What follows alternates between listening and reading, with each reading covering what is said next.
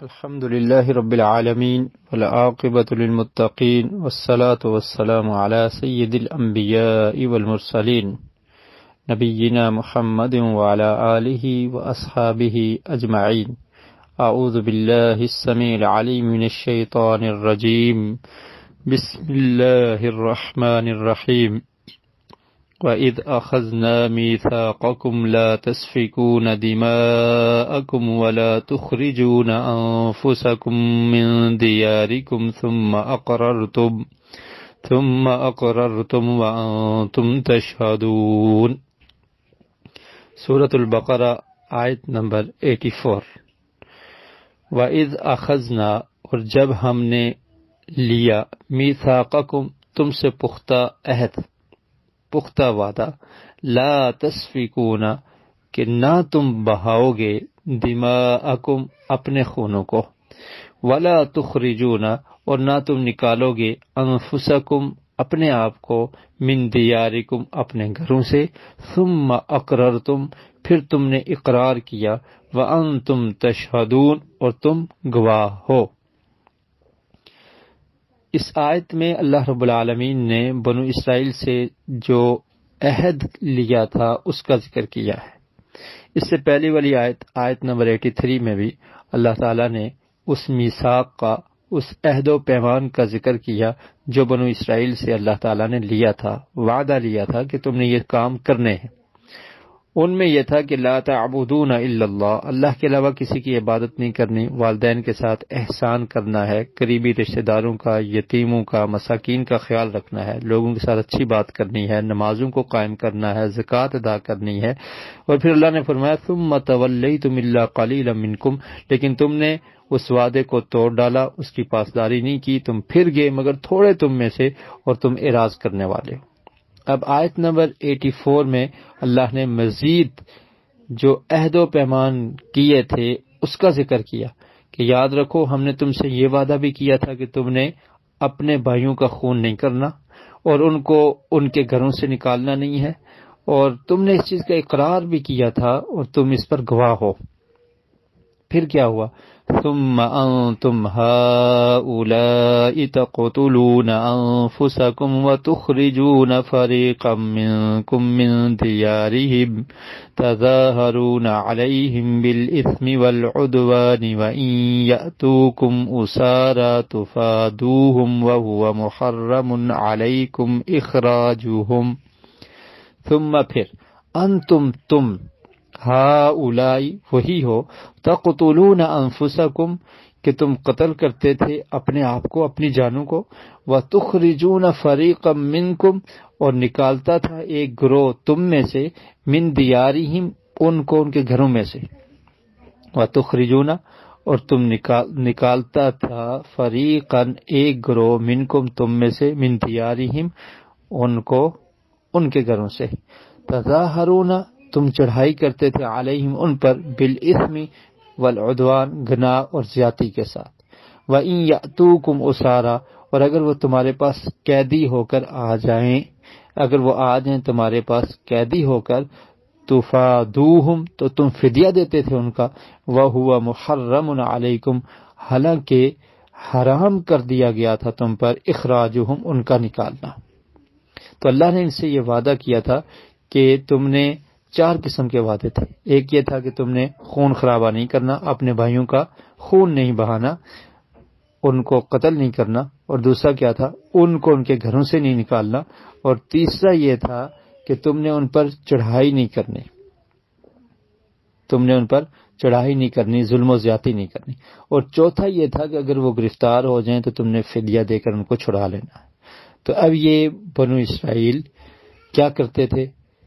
انہوں نے قتل بھی کیا، ان کو، اپنے بھائیوں کو گھروں سے نکالا بھی، ان پر چڑھائی بھی کی، ظلم و زیادتی بھی کی، 3 کام ان نے کر لیے، اور چوتھا کام جو تھا فدیہ دے کر نکالنا، تو کہتے تھے جب کوئی گرفتار ہو جائے تو کہتے کہ ہماری شریعت میں یہ ہے کہ ہمارے بھائی ہیں، لہذا فدیہ دے کر ان کو ہم چھڑا لیتے ہیں۔ تو اللہ تعالی نے فرمایا کہ ان کو گھروں سے نکالنا بھی حرام تھا، ان پہ زیادتی کرنا بھی حرام تھا، ان کے ساتھ لڑائی کرنا بھی حرام تھا، وَهُوَ مُحَرَّمٌ عَلَيْكُمْ إِخْرَاجُهُمْ، تم نے ان کو نکالا بھی گھروں سے، جلا وطن ہونے پر مجبور کیا، اور ان پر چڑھائی کی، دوسرے لوگوں کی ساتھ تعاون کر کے اپنے ہی بھائیوں کا تم نے خون خرابہ کیا اور قتل و غارت کیا، یہ بھی تو مانا تھی۔ اب فدیہ دے کر تم چھڑانے کے لیے کہتے ہو کہ ہمیں شریعت نے یہ حکم دیا ہے، حالانکہ پہلے 3 حکموں کی تم نے نافرمانی کی ہے۔ اصل میں معاملہ یہ تھا کہ مدینہ میں جو یہود رہتے تھے ان کا تعلق اور دوستی تھی مشرکین کے ساتھ۔ مدینہ میں یہود کے 3 قبائل تھے، بنو قینقاع، بنو نذیر اور بنو قریظہ، اور ایسے ہی جو مشرکین تھے ان کے 2 قبیلے تھے، اوس اور خزرج۔ اب یہودیوں کے 2 قبیلے بنو قینقاع اور بنو نذیر، ان کی دوستی تھی خزرج قبیلے کے ساتھ، اور جو بنو قریظہ تھے ان کی دوستی تھی اوس قبیلے کے ساتھ۔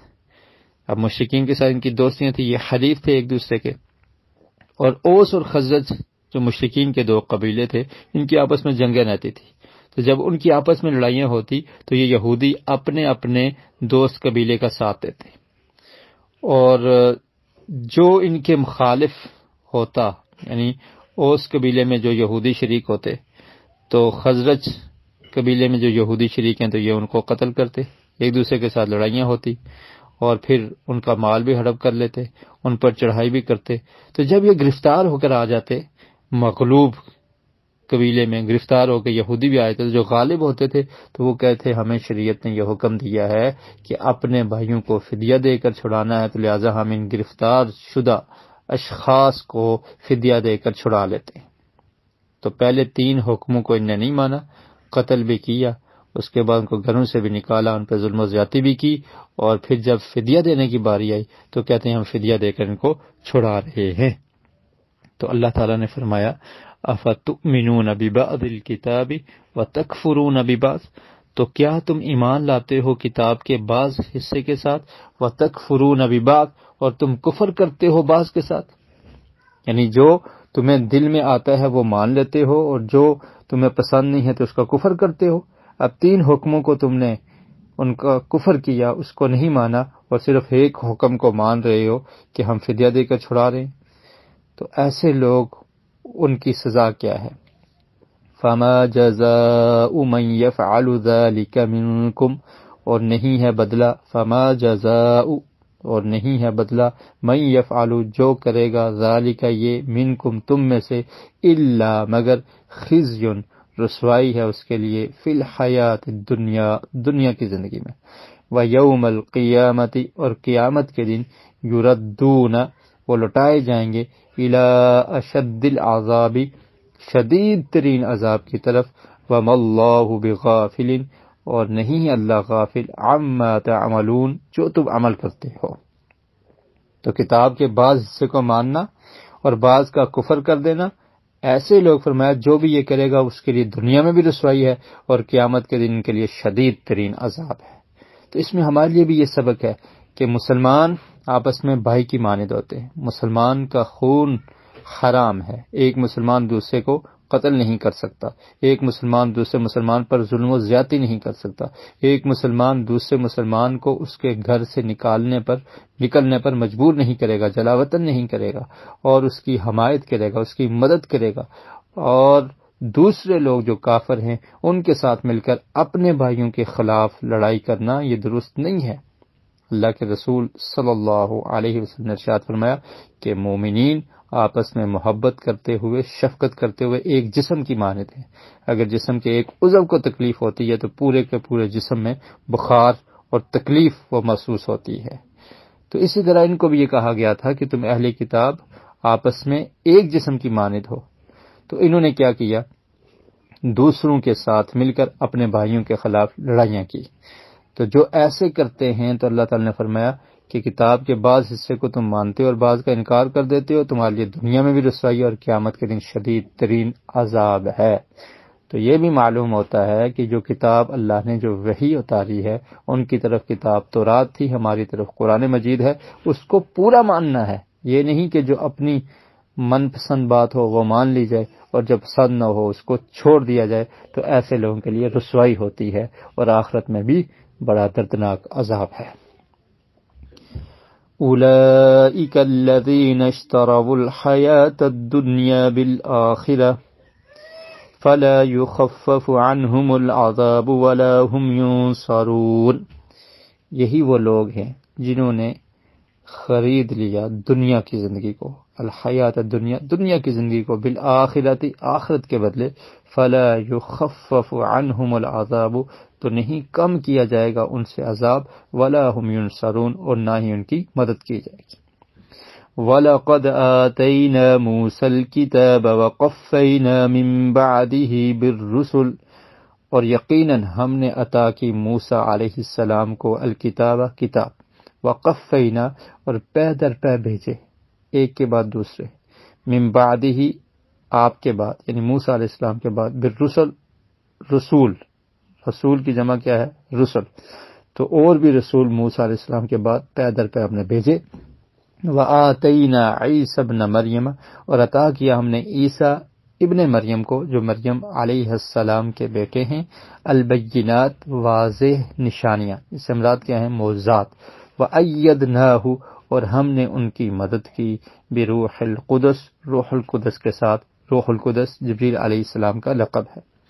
أَفَكُلَّمَا جَاءَكُمْ رَسُولٌ، تو جب کبھی آ گئے تمہارے پاس رسول، بما لا تہویٰ، وہ چیز لے کر جو نہیں پسند کرتے تھے، انفسکم، تمہاری جانیں، تمہارے نفس جس کو پسند نہیں کرتے تھے، ایسی بات وہ لائے، وہ رسول، تو تم نے کیا کیا؟ استکبرتم، تو تم نے تکبر کیا. ففریقا کذبتم، اور ایک گروہ کو، کذبتم، تم نے جھٹلا دیا، یعنی انبیاء اور رسل کے ایک گروہ کو تم نے جھٹلا دیا. وفریقا تقتلون، اور ایک گروہ کو تم قتل کرتے تھے. تو موسیٰ علیہ السلام کو اللہ تعالیٰ نے کتاب دی، اس کا نام کیا ہے؟ تورات. موسیٰ علیہ السلام کے بعد اللہ تعالیٰ نے اور رسل بھی بھیجے، جن کا ذکر قرآن مجید میں موجود ہے. کچھ رسولوں کے نام بھی ہیں، ذوالکفل، الیاس، اور اس کے علاوہ یونس علیہم السلام، دیگر انبیاء ہیں تو ان کے نام موجود ہیں.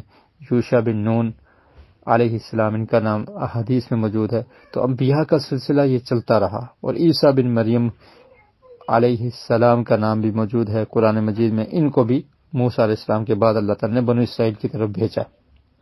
تو ان لوگوں کی حالت یہ تھی کہ جب رسول کوئی ایسا حکم لاتے جو ان کی طبیعت کو پسند نہ آتا، ان کے نفسوں کے، ان کے خواہشات کے خلاف ہوتا، تو یہ اس کو مانتے نہیں تھے، تکبر کرتے تھے. اور پھر اسی وجہ سے انہوں نے رسولوں کے ایک گروہ کو جھٹلا دیا. وَفَرِيقًا تَقْتُلُونَ، اور ایک گروہ کو یہ قتل کرتے تھے، نعوذ باللہ.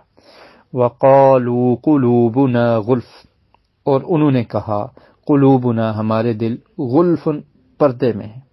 بل لعنہم اللہ، بلکہ لعنت کی ہے ان پر اللہ تعالیٰ نے، بکفرہم، ان کے کفر کی وجہ سے.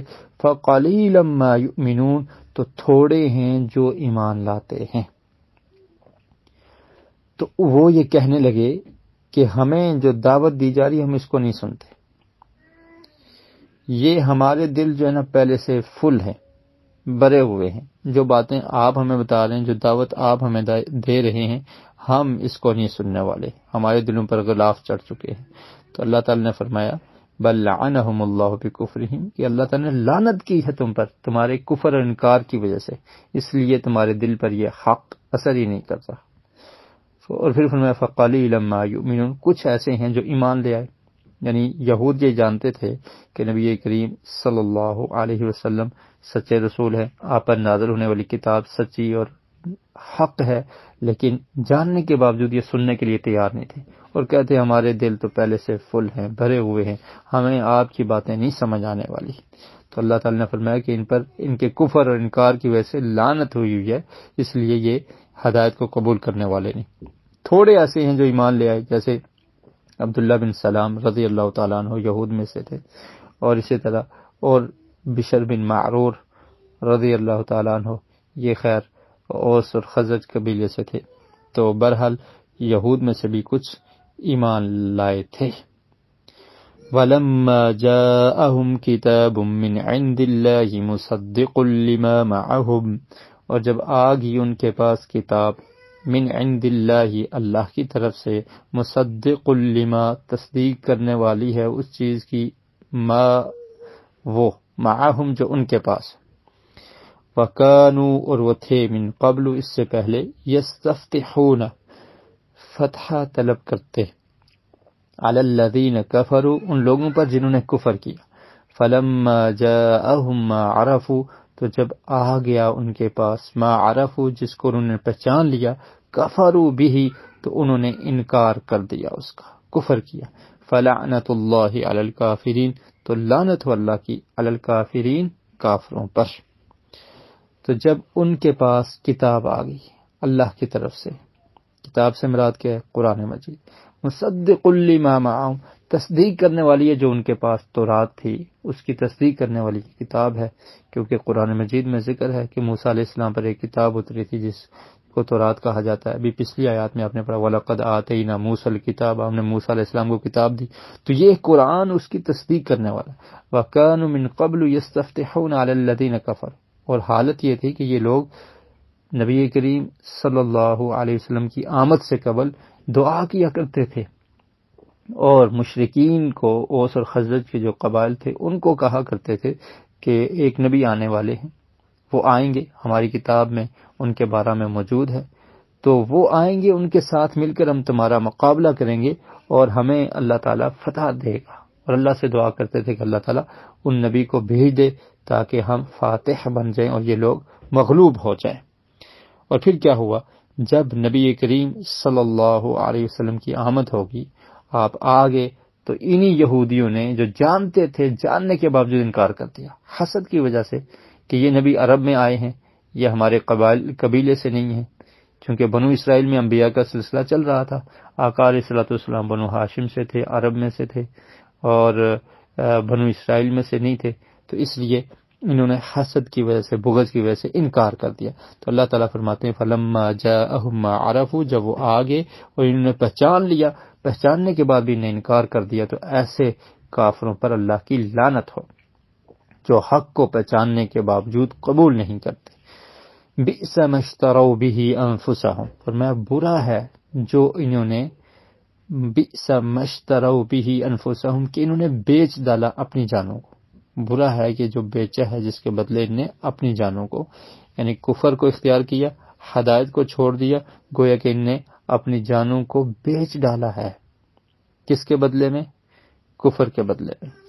بئس ما اشتروا برا ہے کہ انہوں نے بیچا ہے اس کے بدلے انفسہم اپنی جانوں کو، ان یکفروا یہ کہ وہ کفر کریں، بما انزل اللہ جو اللہ نے نازل کیا ہے، بغین ضد کی وجہ سے، ان ینزل اللہ من فضلہ کہ نازل کرتا اللہ تعالیٰ اپنے فضل سے، علی من یشاء جس پر وہ چاہتا ہے، من عبادہ اپنے بندوں میں سے، فباؤوا بغضب تو وہ لوٹے غضب کے ساتھ، علی غضب غضب پر، یعنی دوہرا غضب ہوا ان پر، وللکافرین عذاب مہین اور کافروں کے لیے رسوا کرنے والا عذاب ہے۔